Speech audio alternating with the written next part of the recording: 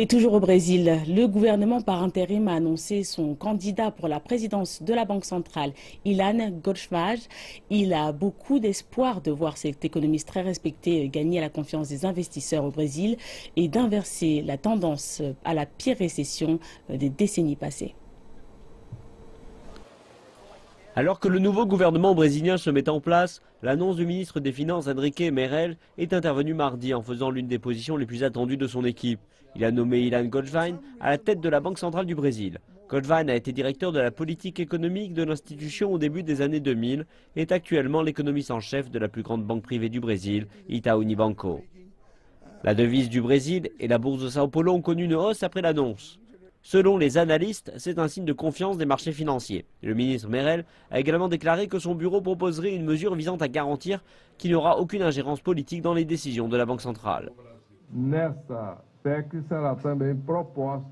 Nous allons proposer un amendement pour intégrer dans la constitution brésilienne que la Banque centrale dispose d'une autonomie dans la prise de décision et que cela ne passe pas par une intervention gouvernementale. Cela est très important car cela légiférera ce qui se passe en réalité dans la pratique. Le Sénat brésilien doit encore approuver la nomination de Goldfine et il devra obtenir cette confirmation sans un combat politique. Mais d'autre part, il y a de difficiles batailles au Congrès qui attendent le président par intérim, Michel Temer. L'une des plus grandes difficultés concernera la réforme du système des retraites, considéré comme un élément clé de l'équipe économique et par la plupart des économistes.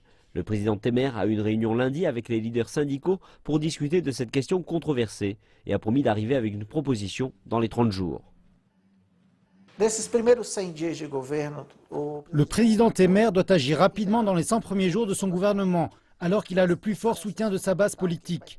Dans cette période, je pense qu'il lui sera plus facile de faire approuver par le Congrès des difficiles mesures qu'il veut mettre en place. Le gouvernement par intérim de Temer est en place depuis moins d'une semaine. La nomination de Goldfine à la tête de la Banque centrale est un message pour les Brésiliens du monde entier que leur nouveau dirigeant est prêt à remettre en ordre les finances du pays.